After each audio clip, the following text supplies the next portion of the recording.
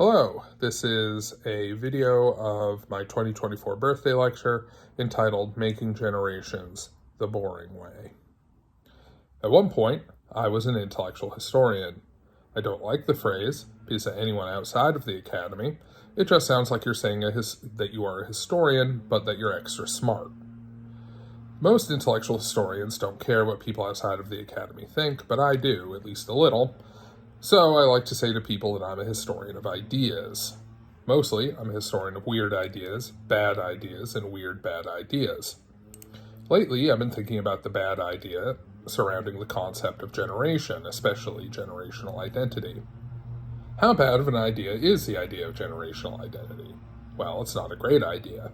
It takes something true, if banal, that when you were born determines what age you and your peers will be during given historical events, and extrapolates that in all kinds of foolish and useless directions. We all know what generational discourse looks like. Pretty much everyone here belongs to a generation that, in American discourse at any rate, has been subjected to a lot of really silly analysis in mass media and social media by hack academics and social scientists trying to hit the jackpot with a popular nonfiction book. Millennials are like this, Xers are like that, etc., etc. We've all seen it. Most of the people in the room with me, being in roughly the same age cohort as I am, have seen themselves blamed for the downfall of chain restaurants in the housing market. It's absurd on its face. It gets even more absurd when we think even a tiny bit more about it, in the way a lot of identity categories are, or do. The stereotyping, the lumping together of people, except when people are then divided by arbitrary but inexplicably sharp lines, etc. We know all this. Well, let's just say this now and get it out of the way. Generational identity isn't a bad idea like racism or the divine right of kings. It's a bad idea like astrology. Much like astrology, it's basically harmless when not taken seriously. Some people have done harmful things when acting on astrology or on generationalism, but generation is not a construct that has inspired many people to violence, unlike ideas surrounding race, gender, class, nationality, religion, and so on. Among other things, if you think that a given generation is a real problem, you don't have to wait that long in the grand scheme of things for them to go away, entirely and for good. Like most identity categories, there is a germ of material reality for the idea of generations. The fact that people live in time and live together in time, eventually die in time, and share their experiences with others living through the same events around the same age. And like most of our identity categories, generational discourse quickly departs from any strict adherence to its supposed basis in reality. This is why I call this lecture Making Generations the Boring Way. The idea of generations isn't new. You can find it in the Bible and in plenty of other places and times throughout history. But they generally meant something different than what we mean when we're talking about generations like millennials or boomers or zoomers, etc. In the Bible and in other earlier sources, generation means generation in the older sense, of members of a family who shared a level on a family tree, the children of some given group of ancestors. It didn't necessarily matter whether a generation included people born across a broad span of years, that you could have people in their 40s in the same generation of a family as you'd have infants. What matters were lines of descent, the making of generations in the traditional and one hopes enjoyable way. In our discourse, it's accepted that members of the same generation in a family, siblings and cousins, could be and often are in entirely different generations. This is because the more precise term for what we talk about when we talk about generations is age cohorts. We mean people born within a certain term of years. The exact definition of which years we mean produces the kind of back and forth discussion that helps constitute discourse. So, generationalism as a discourse is not about families as such. It's about age cohorts, people born within given swaths of years. I would say another necessary part of generational discourse is the idea that generational identity has some sort of essential content, extrapolating from when a given person is born to generalizable statements about what that means for people and the history they make, the history they live through. This idea that generations, defined as birth cohorts, have discrete identities and all that comes with that, is actually a remarkably young idea. If generations in the familial sense were mentioned in the Bible, generations as age cohorts have a much shorter history. While there were some gestures toward generations as we know them before this, often from romantic or nationalist writers in Europe in the 19th century, we can actually pinpoint where and when the idea of birth cohorts having meaningful and discrete shared identities as generations came from with some precision. A Spanish intellectual by the name of Jose Ortega y Gasset made a generational identity the subject of several lectures and essays in between the early 1920s and late 1930s, and these got a considerable readership in Spanish. Ortega was an interesting figure, the scion of a rich liberal publishing family in Madrid who got a philosophical education in pre-World War I Germany. He returned, dedicated to applying his learning to help his homeland of Spain out of what everyone thought was a crisis situation. Spain, as far as large Western European countries were concerned, was behind, poorer, less powerful, less educated, with much worse social and political paralysis. They had all of their non-African colonies ripped off by the United States in 1898. Unlike other Western European countries, Spain saw a continual cycle of political instability, of civil wars, coups, military rule alternating with weak parliamentary rule and periods of civilian dictatorship throughout the 19th century and into the 20th. Spanish intellectuals, especially Ortega, wanted to stand up with a sense of equality to their counterparts in France, Germany, Britain, etc., but did not feel as though they could. I've read a fair amount of his work now, and I've got to say, Ortega is thin gruel. Even his defenders acknowledge that his work was often superficial and argue that this was because he often wrote for newspapers and lecture halls. One figure he reminds me of is Ralph Waldo Emerson. A lot of aphorisms, a lot of stuff about how intellectuals need to understand life and not just ideas. What does this actually mean? There were, to be fair, a lot of people saying similar things at the time, a whole school of vitalists who located the missing ingredient in intellectual life in a life force, or élan vital, and or in various ideas borrowed from biology. But Ortega was not a vitalist in the sense of Henri Bergson. Along with a maddening lack of specificity, Ortega also had a tendency to hand-wave conflict in the intellectual world and in politics as being somehow beside the point being whatever platitude he was making at the time. You can see this in how he tried to square the circle between vitalism and rationalism, winding up with the concept of raison vitale, living reason, which to me anyway just sounds like an attempt to please everyone. Not too dry and academic, like rationalism supposedly is, and not irrational and violent like vitalism sometimes seemed. Why not just take the nice parts of both philosophies and leave the rest? You can practically hear him say. Sometimes reading Ortega reminded me of Nietzsche somehow melded with David Brooks, which, to be fair, is a major improvement over David Brooks' taken normally, but still.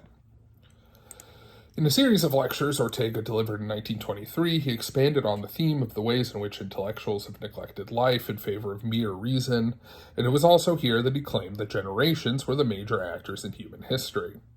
There's a good chance that if you've run into any writing of Ortega's, it's as a quote used in inspirational memes, which goes, "Every generation has a mission and must accomplish it or betray it."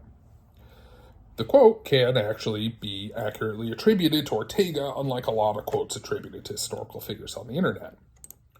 In keeping with his tendency towards vagueness, Ortega provides no examples of what a generation's historical mission might constitute. We do know that Ortega considers ideas, specifically philosophy, to be the real stuff of history, rather than trifling concerns like the material conditions of life, so presumably, a generation's mission involves ideas. Beyond that, he tells us little in specific. Ortega spends a lot more time telling us about the form of generations and sketching a sort of abstract playbook for how they act in history. He denoted generations as being a group of people born within a given 15-year period. He chose 15 years on the idea that the human lifespan from childhood to old age could be divided into 5 15-year-long periods. People in the third and fourth periods so that is between the ages of 30 and 60, were the ones setting the tone and the agenda at any given time, much like how people have supposedly to find mission or a quest to distinguish themselves from their elders while ultimately reconciling their place in the circle of life, so too do generations. This isn't too far off from how people do generationalism now. Age cohorts pegged to periods of roughly 15 years, and usually some reference made to generational personality going through the normative human life cycle. One important difference, though, is that Ortega's generationalism, like that of the Romantics who considered the idea before him, was explicitly elitist. When he talked about generations, he wasn't talking about everyone born within his 15-year periods. He was talking about the intellectuals and the people who pay attention to intellectuals, which in his time and place, early 20th century Spain, meant a small elite. The common people just live their lives. They don't get involved in the raison part of the raison vitale equation. This is rather ironic, given that he was writing within a decade of an experience that, for most of the world, touched the lives of people of all classes, and especially the young of all classes, if not equally, then at least in a major way, across the globe, the First World War. It's also pretty rich, considering that the common people of his country would soon enough express sufficient interest in ideas to kill and die for them by the thousands in the Spanish Civil War. But that really wasn't the life of the mind as far as Ortega was concerned. For the record, Ortega supported the establishment of the Second Spanish Republic, but was put off by the Popular Front, terrified by Franco's revolt, and left Spain when the war broke out to live in Buenos Aires and Lisbon until the 1950s. In the kind of history I tried to do, the fact that someone came up with a given idea before someone else doesn't really prove all that much. If Ortega really belongs in the genealogy of the generational discourse we have today, we would want to establish how later writers took his work on board and incorporated it into their own. To do this, we need to discuss how Ortega was published and read in English translation. To my mind, there are two pieces here. First, Ortega did have a way with a phrase, and it even worked in translation. People pick up his most well-known book, The Revolt of the Masses, largely on the strength of its title, even though you won't find the kind of full-bore fascist elitism you might expect there. Second, Ortega found himself in a rarefied category. European liberals with some prominence and without certain liabilities circa 1945. American academia was both extraordinarily powerful in the mid-20th century, what with its European rivals having been bombed flat in the war, needing time to recover, and also deeply insecure. The social sciences especially sought out intellectual forebears with respectable European pedigrees, and ones preferably not too closely associated either with fascism or with communism. They leaned heavily on Alexis de Tocqueville and Max Weber, and fished what they could among the smaller fry. An elitist but not openly fascist political scientist here, an old British liberal dusted off for reuse there.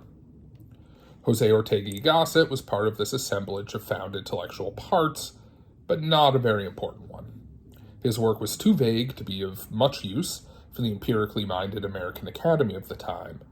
For instance, if anyone tried to make generation an especially important category in the structuralist functionalist vision that dominated American social sciences at the time, it didn't really take root. You saw some of that, but it was never a major analytical category of theirs.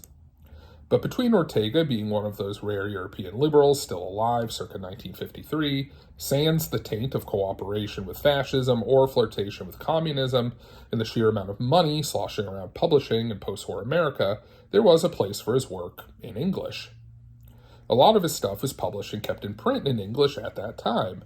My hard copies of his works all date from sometime between the 50s and the 70s. I can't say how many people actually read him, but someone was buying. Beyond preserving Ortega's work for later generational thinkers to pick up, the mid-century American social sciences establishment shaped generational discourse, even as it only lightly touched on it, in one more key way. They massified it.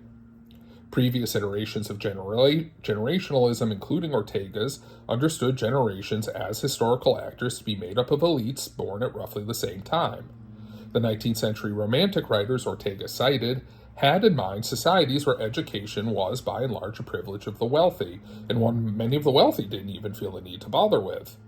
Their generations were essentially the few hundred or maybe few thousand people who were at college at the same time as them. Ortega wrote considerably later, after the educated middle class expanded significantly, but it expanded much more slowly and less in Spain due to the country's general political and socioeconomic malaise. What's more, a substantial portion of the already small pool of educated youth in Ortega's Spain, when he was writing in the 20s, would have been drained away by ideologies Ortega considered unacceptable: politicized Catholicism and fascism on the right, anarchism and communism on the left. You can see why Ortega gave up Spanish politics as a bad job for his brand of liberal politics. Well, by the time Look magazine coined the phrase generation gap in 1967, the cohort of college-educated youth in the United States was no longer a tiny elite, but a substantial slice of the population, and one that was making a lot of noise.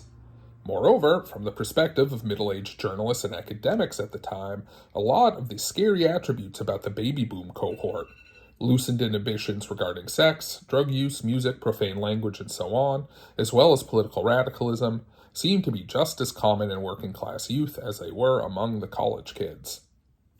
The upshot of all this was that now we had a concept of the generation en masse, a group that could be identified as more or less everyone born within a given set of years. These generations came to be understood as possessing traits, like the baby boomers being rebellious and irresponsible. This being the mid-20th century, much of the generational discourse around the baby boom found itself assimilated to pop Freudianism. The boomers were rebelling Oedipally against their forebears, and hopefully they would be able to resolve this complex, or else blah, blah, blah, blah, blah. One effect of this psychoanalytic take on generational conflict is that it threatened to take generational discourse all the way back, before Ortega's intervention, making generation about familial generation, right? Instead of about age cohort, about who is the child of whom, not who was born in which year. After all, the original definition of the baby boom was children of World War II veterans, specifically those born in the aftermath of VJ Day in August 1945. But some of those same boomers would, before too long, intervene in the discourse to define generations again as birth cohorts, a la Ortega. I'm speaking here, of course, of William Strauss and Neil Howe. Both men worked as congressional staffers in the 1970s. By the time they began collaborating in the 80s, Howe had come to work at a think tank that dealt with aging issues, while Strauss had made a new career leading the Capitol Steps, a group of ex-congressional staffers who toured the country, giving performances of parodies of popular songs where they had changed the lyrics to be about the politics of the day.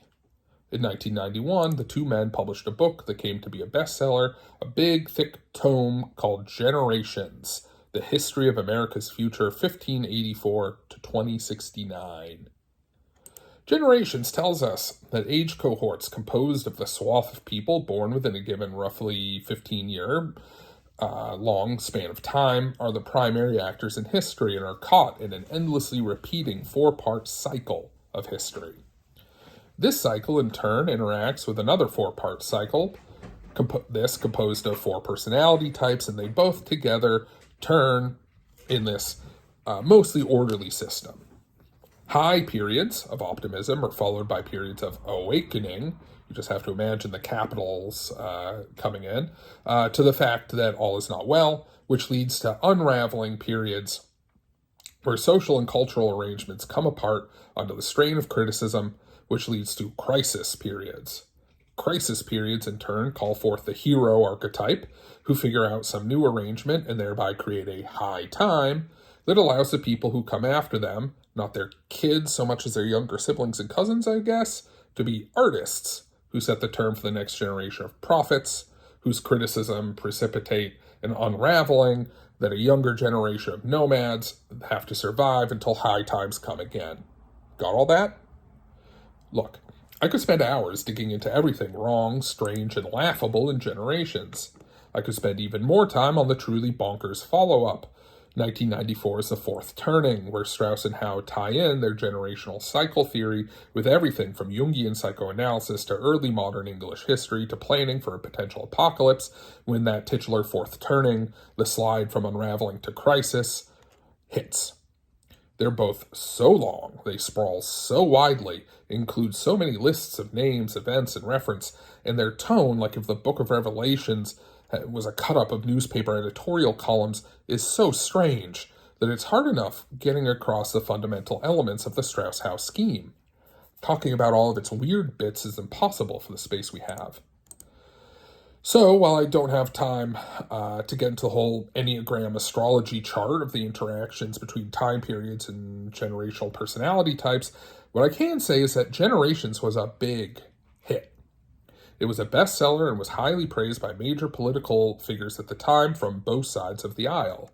Newt Gingrich gave it a blurb, and Al Gore was so moved by it, he paid for each member of Congress to receive a copy. Both Gores, Al and his wife Tipper, show up prominently in the acknowledgments. So did Pete Peterson.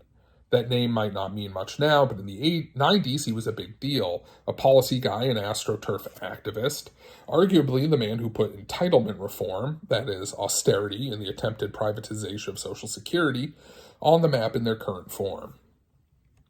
That's one of the more interesting things about the whole gestalt around Strauss and Howe. For all the grandiosity of their theory, it is ultimately petty. This is apart from it just being plain wrong and nonsensical, which it also is. Strauss and Howe didn't just loan their work out to advertisers and politicians as a potential skeleton key to the minds of valuable demographics. They positively sold it to them through the consultancy they formed together. They dedicated a lot of energy to depicting what was then a generation coming into young adulthood. They called it the 13th generation. Most of us know it as Generation X, as nomads. Nomads are fiercely skeptical, independent, self-reliant, distrustful of government, scornful of the welfare state. The meme at the time was that Gen X neither believed in the solvency of Social Security nor particularly desired its benefits, what with how ironic and devil-may-care those grunge kids supposedly were. You see what I'm getting at. Looked at from a certain perspective, the historical purpose of Strauss and Howe's Generations and several of the books that they produced thereafter was to produce cheap heat for neoliberal austerity schemes through reference to supposed generational personality traits. We have to gut Social Security because Gen X. Is that radical centrism? I don't think Strauss or Howe ever self-described that way, but if radical centrism means anything, it seems to mean invoking the existential, the universal, or the primal in pursuit of banal, establishment-friendly political ends. So I think it fits. What sort of impact did Generations and Strauss-Howe's follow-up works really have? There's a strong argument to be made that they reflected an era more than they defined it. It's something of a time capsule for attitudes of prosperous Americans entering middle age in the early 90s. Clearly, Howe and his friends failed to get Social Security privatization across, and they also failed to bridge the partisan divides in our country with future-oriented solutions, blah, blah, blah. The future has not been defined by the sort of radical centrism Strauss and Howe seem to have in mind. But however little they might have moved the needle policy-wise, Strauss and Howe succeeded marvelously in fixing their broader notion of generations onto the structure of feeling of contemporary culture. Their definition of generation has become something like common sense, in the US anyway. Generations are age cohorts made up of people born within roughly 15-year time spans and that act in some senses as a unit. Most generational discourse today uses the same sort of evidence base that Strauss and Howe did. Some broad statistical indicators and a shit ton of anecdotes about attitudes and lifestyle differences, often borrowed from journalism, lifestyle journalism especially, and op-eds. The generations we talk about now are, roughly, ones described in Generations, including one that Strauss and Howe named themselves, the Millennials.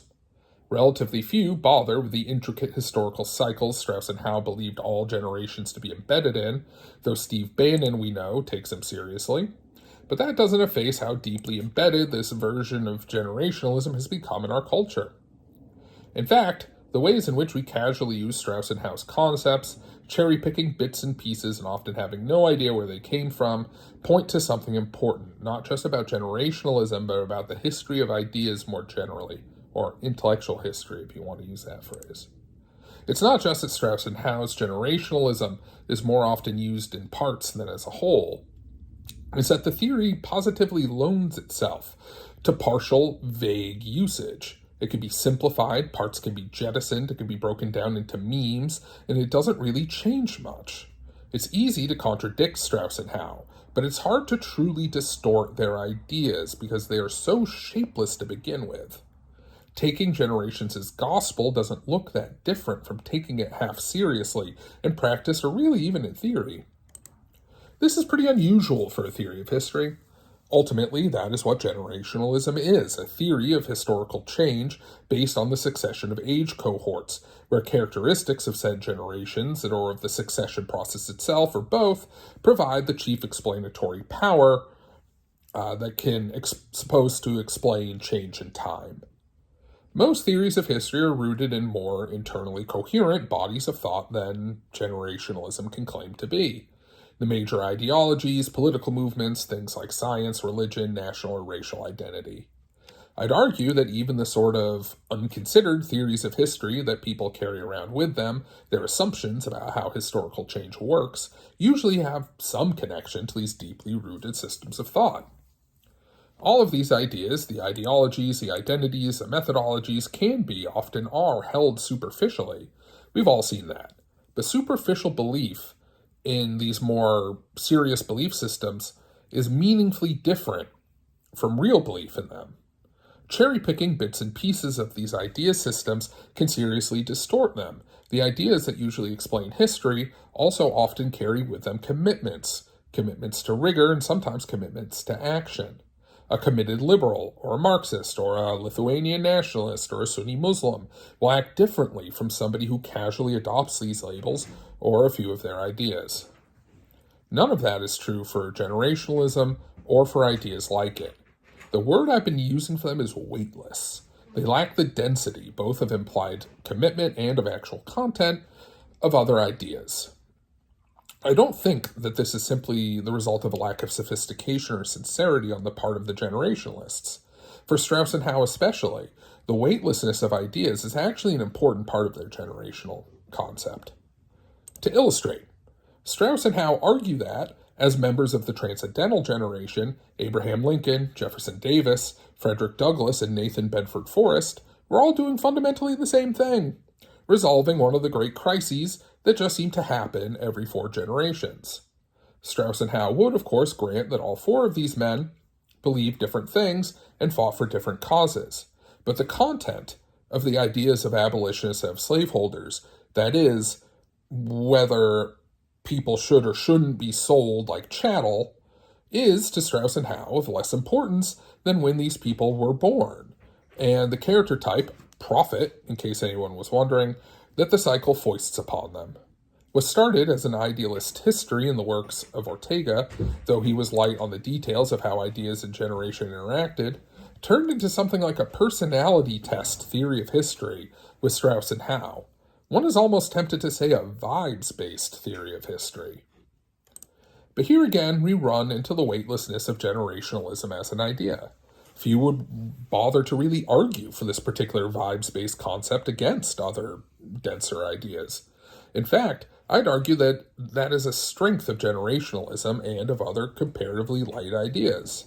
Generationalism can act as a placeholder where a theory of history based in something more substantive might be. Everyone needs some notion of how things came to be where they are. That's what a theory of history is, even if it's held subconsciously and never articulated, even by the individual holding it to themselves. You don't need to know what a theory of history is in order to have one. Strauss and Howe's combination of portentous subject matter and tone and near weightless content adapted itself perfectly to not just fill a niche, a space where some stronger idea might be, but to act as a positive rebuff of other, heavier ideas. If taken at full strength, Strauss and Howe's work can be used to dismiss the notion that the stuff of serious ideas, commitment, conflict, rigor, really matter. Taken in a smaller dose, it more passively keeps those other ideas out, denying them the entry of wondering why are things as they are by answering with what amounts to a zodiac reading and moving on with life. As it happens, I have an altogether different theory of history.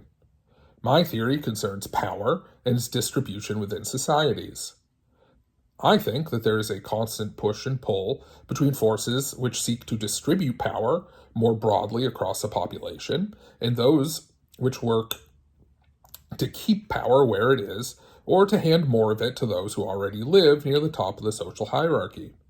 What makes modern history distinct is the way in which the less powerful were able to grasp new tools and make permanent adjustments to the distribution of power, though we'll see how permanent they really are. In this view, the left, socialist, communist, anarchist, what have you, is a synecdoche for the forces seeking to distribute power downward and more broadly throughout society. And the right constitutes the forces dedicated to opposing this and to redistributing power upwards and more exclusively. This, to say the least, is not a viewpoint that meets with universal agreement. And there's some who agree with some or all of this view but don't like the struggle it involves and want to end it without one or another side winning. I would argue that efforts to either act on the idea that the main thrust of history runs along lines not defined by the struggles of power distribution and or to rechannel the energy of the right-left dynamics into other channels has been an important part of modern history along with the struggle itself. And we might as well just go ahead and call it the class struggle. There's a word for the most important formation of thinkers, movements, ideas, modes of communicating, and so on, that is attempted to hover above the baseline historical reality of class struggle. This formation has produced many weightless ideas, but it's also produced some very weighty, very serious ideas, rivaling the formations more closely associated with right or left in this regard. The word for this formation is liberalism. In some points of history, much of the liberal formation sought to directly influence the left-right conflict on one side or another, but I think that refusal of the logic of the struggle characterizes something like a liberal minimum. Liberalism has produced some very weighty formations of ideas from John Locke's time onwards, but I do think liberalism has an affinity for placeholders. Generationalism surely belongs in this category. A generational theory of history directly contradicts one based in class struggle, but I think generationalism and other placeholder ideas offer more than a buffer against scary ideas that might imply implacable social conflict. The weightlessness, contentlessness, lack of commitment behind generationalism makes it useful in the exercise of evading or channeling the force of the central class conflict. If I'm right, and this basic struggle over the distribution of power is fundamental to history, then most ideas with meaningful connections to the broader world will tend to connect up with the class struggle to lead you to it by and by. If you don't want that to happen, if you want to avoid the conflict, then you're better off with lighter ideas, with placeholders that have fewer connections to reality. Near the core of the liberal formation is a great mass of ideas, practices, and power called capitalism, reaching both down from the world of ideas to reshape material reality and up from the muck and confusion of our physical earth to shape the structures of feeling and ideas in which we all live. For all of its complexities, capitalism has a single pattern: profit-seeking and wealth accumulation. Weightless ideas are cheaper and more fungible than serious ones. This alone would predispose an elite that lives by increasing profit rates to placeholder ideas, before we even get into the way such ideas take up space, where others they might find dangerous might take root, and the ways in which they short-circuit people around other ideas, not necessarily even just leftist ones, that might provide a linkage to the class struggle, a way to evade it rather than engage in it. Though obviously capitalists engage in class struggle themselves, and we've all seen. It might seem like a set of contradictions, the subtle historical forces that have shaped generationalism just so over the centuries, the way in which we can easily reduce its place in our society to a disposable brick in a cheap edifice of ideas bolstering a failing social system, to say nothing of contrasting both of these to the goofiness in the actual writings of Ortega, Strauss, and Howe? Well, that's the kind of contradiction that is both a challenge and a pleasure to the kind of intellectual history that I do. And we all get to live through an experiment in the weird history of ideas, to learn just how high a tower of bullshit we as a society can make and how much weight we can place on it before it collapses.